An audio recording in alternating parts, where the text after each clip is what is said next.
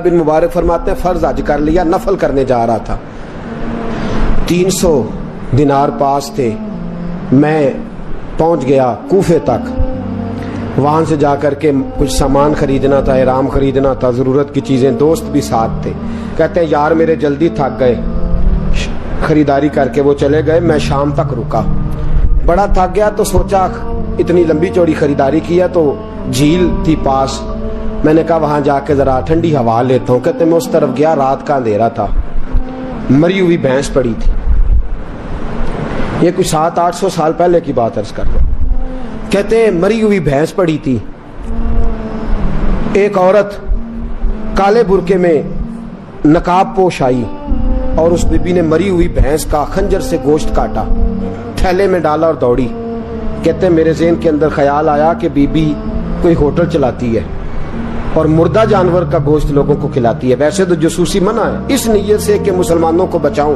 اس کے پیچھے ہو لیا، کہتے ہیں وہ گلیاں گزرتی گزرتی کوفے کی تنگ گلی میں گئی، ایک بڑا سا دروازہ لکڑی کا، بڑا پھاٹک جو پرانے شہروں میں ہوتے، کہتے اس بڑے پھاٹک پر اس نے زور زور سے دستک دی، دونوں ہاتھوں سے دروازہ کھلا، وہ عورت اندر داخل ہوئی تو 3-4 بچیاں جھٹ سے اس کے گرد اکٹھی ہو گئیں، اماں کچھ لائی ہو؟ تو رونے لگی، کہنے لگی میں کچھ نہیں لا سکی، کہنے لگی یہ مردہ جانور کا گوشت ہے اور حضور نے فرمایا جب مرنے لگو تو مردار کھا کے بھی جان بچا لو، اب میں دیکھتی ہوں تم سے کھڑا نہیں ہوا جاتا، نہ کھاؤ گی تو گر پڑو گی، یہ مردہ ہی ہے پکا لو، کہتے ہیں اگلے لفظ اس عورت نے کہے تو میں باہر کھڑا چیخنے لگا، وہ کہنے لگی ہم سید زادیاں ہیں، صدقہ زکات کھا نہیں سکتی، اور سب روگاں دا روگ محمد، جس دا نام غریبی، کنڈ ولا کے لنگ جاندے، سب دوست یار قریبی، سید ہے، صدقہ زکات یہ مردار کھا کے گزارا کرو، کہتے ہیں پھر اس عورت نے 4 بیٹیوں کو سینے سے لگایا، کہنے لگی تمہارا باپ زندہ ہوتا تو یہ دن نہ، سید بھی اور یتیم بھی اور مسکین بھی، پھر وہ روئیں، حضرت عبداللہ بن مبارک کہتے ہیں زور زور سے دروازے پہ دستک دی، بی بی باہر آئی، کون ہے؟ تو میں نے کہا میں عبداللہ بن مبارک ہوں، محدث ہوں، زمانہ مجھے جانتا ہے، میرے شاگردوں کی لسٹ بڑی لمبی ہے، کہنے لگی اچھا تو؟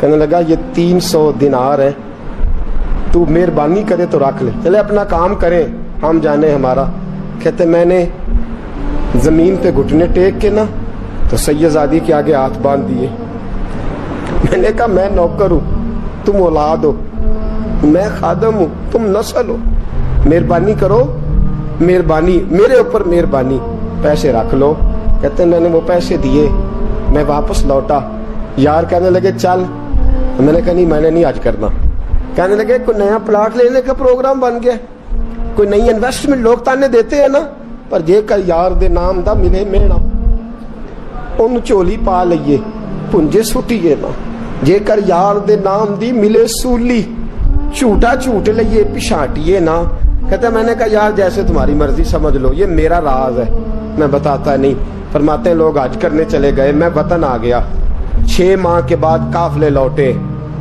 جاگ کے سننا ذرا بات، میرے نبی نے فرمایا تو میرے امتی کی پریشانی دور کر، اللہ کامل حج کا ثواب دے گا، فرمایا میرے حبیب علیہ السلام کی امتی حضرت عبداللہ بن مبارک فرماتے میں آیا حج کر کے، حاجی آئے تو میں بڑی حسرت کے ساتھ، میں گھر میں روتا تھا، سوچتا تھا آج وہ مینا میں ہوں گے، آج وہ مزدلفہ عرفات میں ہوں گے، آج وہ لوگ جمرات کی رمی کر رہے ہوں گے، میں تڑپ کے سوچتا تھا آج در رسول کی حاضری دے رہے ہوں گے، کہتے میں روتا تھا، جب حاجی لوٹے 6 ماہ کے بعد تو حاضری دینے گیا، ملنے گیا، پہلا دروازہ کھولا حاجی صاحب نے، میں نے کہا مبارک ہو، کہتے ہیں میں نے مبارک دی ذرا سنیے گا، کہتے ہیں وہ حاجی مجھے ڈانٹنے لگے، کہنے لگے چھوڑ یار اتنا بڑا آدمی ہو کے تو غلط بات کرتا ہے، میں نے کہا کیا ہوا؟ کہنے لگے تو نے ہمیں کہا کہ جانا نہیں، اور پھر ہم مینا میں آوازیں دیتے رہے، تو بات ہی نہیں سنتا تھا، ہم آوازیں دیتے رہے ان اللہ علی کل شیء قدیر، آوازیں دیتے تھے، سنتا نہیں تھا، کہتے میں حیران ہوں، میں یار میں تو گیا نہیں، کہنے لگے ہم 11 حاجی جھوٹ بولتے ہیں تو اکیلا سچ بولتا ہے، سب نے دیکھا ہے، کہتے میں پلٹ آیا، चौथे दिन फिर एक हाजी को मिलने गया, मुबारक दी। कहने लगा छोड़ किस बात की मुबारक, मैदान अरफात में तो तूने बात भी नहीं सुनी और यहाँ मुबारकें कहते हैं अरफात में, और मैं तो। कहने लगे चुप कर, गलत बात भी करता है इतना बड़ा मुहद्दिस होके। कहते हैं जब आखिरी काफिले आए, आखिरी दिन तो 8-10 काफिले इकट्ठे आए, शाम तक 7 काफिलों से मिला। हर एक मुझे कहने लगा बंदे के पास घोड़ा नया आ जाए, सवारी बड़ी आ जाए तो यारों से तो मिलना चाहिए ना, तू आवाज ही नहीं सुनता था। फरमाते हैं मैं थक गया कि इलाही माजरा क्या है, मैं तो यहाँ इस शहर की गलियों में फिरता रहा और ये सारे हाजी क्या क्या रहे हैं। फरमाते रात को हजरत रबी बिन असलम, वो बहुत बड़े बुजुर्ग मुहद्दिस थे, वो भी हज करने गए, दरवाजे पे दस्तक दी, बाहर आए तो झगड़ने लगे। कहने लगे तूने मुझे किस मुश्किल में डाल दिया है। मैंने कहा हुजूर क्या हुआ, किस मुश्किल में। मैं तो मिल। कहने लगे छोड़ यार, आलिम था तो मैं तेरी इज्जत करता था, तूने ये क्या किया। मैंने कहा क्या हुआ। कहने लगे याद नहीं जब तू रोजा रसूल के सामने मिला था, जब नबी पाक के मुवाजे के सामने तो पैसों वाली थैली मुझे पकड़ा गया, पकड़ अपने पैसे। मैं तो संभालते संभालते थक गया हूँ। कहते हैं यूं सीने से पैसे लगाए, घर आया, इशा पड़ी तो सो गया। मैंने कहा या अल्लाह उकदा खोल दे। रात गहरी हुई, मेरे घर की दीवारें चमकने लगी, नूर फैलने लगा, खुशबू ही खुशबू पूरे शहर को मुअत्तर करने लगी। कहते हैं मैंने आंख झपकी तो सामने अल्लाह के रसूल तशरीफ फरमा, सामने महबूब तशरीफ फरमा है। ख्वाब मेरी विच आया माही, मैं ओदे गल विच पा लईयां बावां, ते डर दी मारी अख भी न खोलां, किते फेर विछड़ ना जावां। फरमाते मैं महबूब पाक की जियारत की तो नबी पाक अलैहिस्सलाम का दीदार करके फूट फूट के रोया। अब मेरा दिल था हुजूर बोले कोई बात करे, महबूब बोले लब खोले। फरमाया क्या।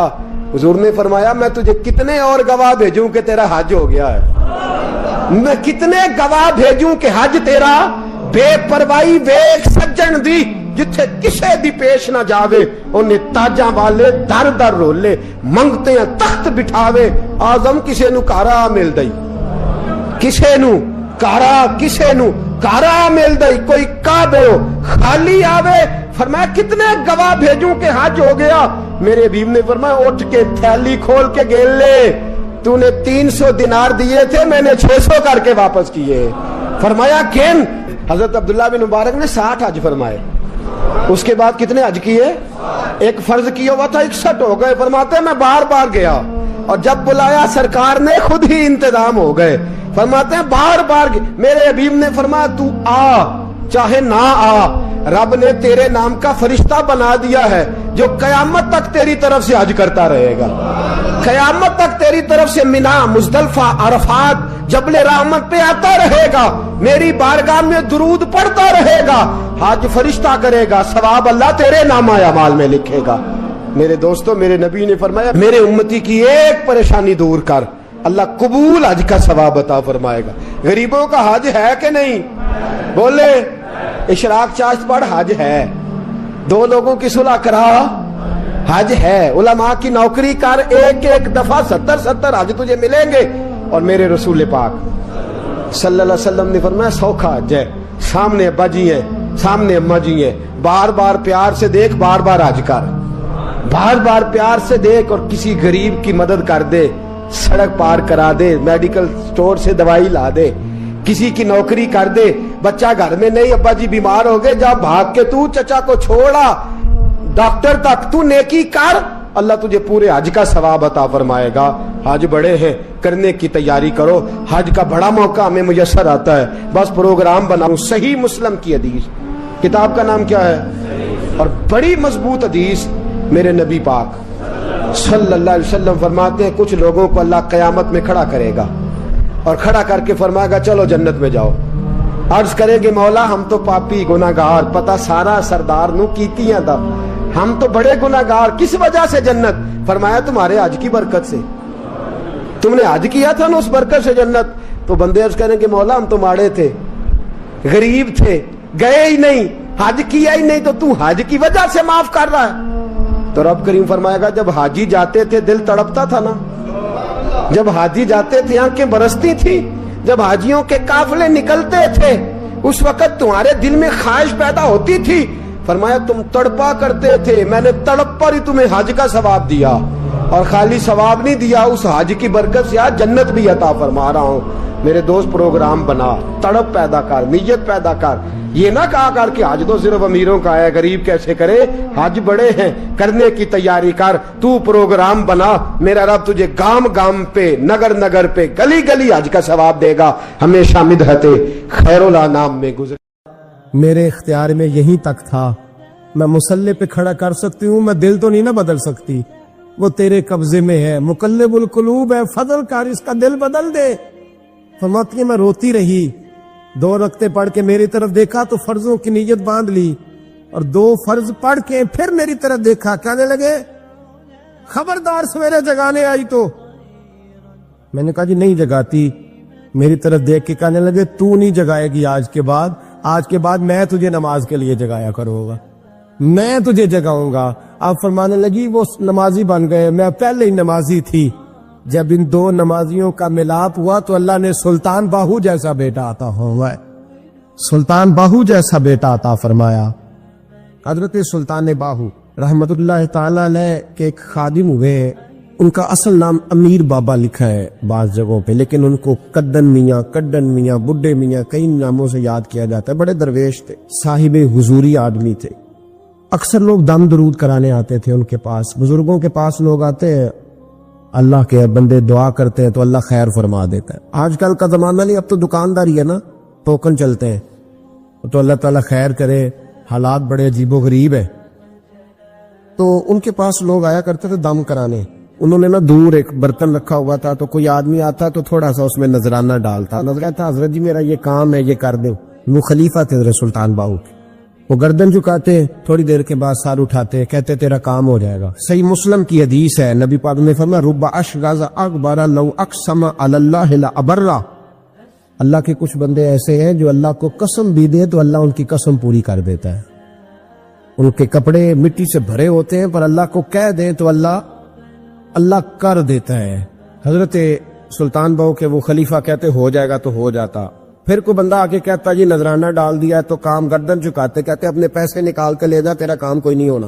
ایک دفعہ کچھ سید زادیاں آ گئیں، انہوں نے آ کے نا اس زمانے میں 100 روپیہ، سمجھ لے کہ آج کل 1,00,000 روپیہ بابا جی کے نذرانے والے گلے میں ڈالا، اور آ کے کہا کہ بابا ہمارے نا ایک بچے کو سزائے موت ہو گئی، اور حلفاً بتاتے ہیں کہ ناجائز پھانسی کا حکم ہوا ہے، تو تیری رب رسول کی بارگاہ تک رسائی ہے، مہربانی کا، سیدوں کا بچہ ہے، مہربانی کا۔ بابا جی نے گردن جھکائی اور کہا اپنا 100 روپیہ نکال کے لے جاؤ، مشکل ہے بچہ بچے تو میں کچھ نہیں کر سکتا۔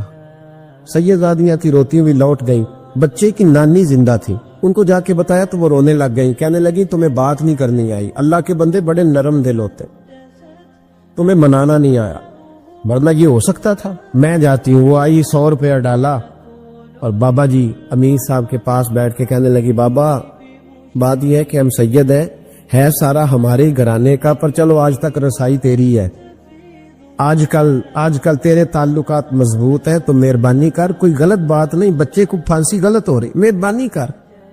بابا کہنے لگا اماں میرے بس میں نہیں، میں بھی تو اللہ کا کمزور بندہ ہوں نا، مالک کا کمزور بندہ ہوں، کوئی ضروری نہیں، دعا پہ فضل ہوتا ہے، اگر اس کی مشیت ہو تو پھر بندہ کیا کر سکتا ہے۔ تو اماں یہ کام نہیں ہو سکتا، تو اماں رونے لگ گئی، کہنے لگی کوئی نہیں، میں قیامت کے دن حضور کی بارگاہ میں تیری شکایت کروں گی، میں کہوں گی کہ میں نے بتایا تھا میں سید ہوں، اس نے توجہ ہی نہیں کی، میرا کوئی خیال ہی نہیں کیا۔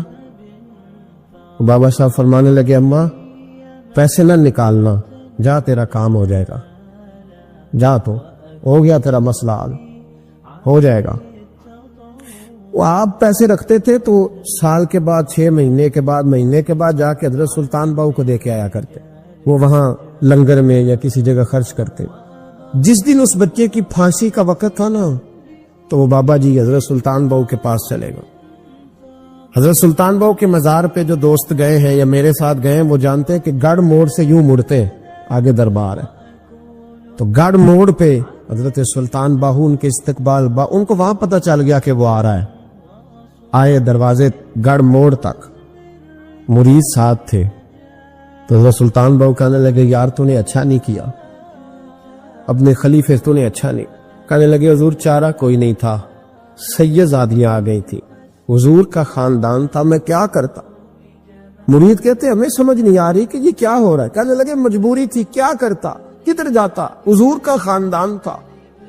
کہا تو نے اچھا نہیں، کہتے ہمیں نہیں سمجھ آ رہی کہ تو نے اچھا نہیں کیا۔ وہ کہتے ہیں حضور کا خاندان تھا، ہمیں اس کا معنی کیا ہے؟ کہتے تھوڑی دیر گزری، بچہ وہاں سے رہا ہو گیا، حضرت سلطان باہو کے خلیفہ کا انتقال ہو گیا، وہ وصال کر گئے، وصال ہو گئے۔ آپ نے جنازہ پڑھایا، دفن کیا، تو غلام کہنے لگے حضور یہ ماجرا کیا ہے؟ آپ فرمانے لگے اس نے اللہ کے حضور دعا کی تھی کہ مولا جناب اسرائیل نے اس دن کسی نہ کسی کی روح لینے آنا ہے نا، تو میری لے جائے۔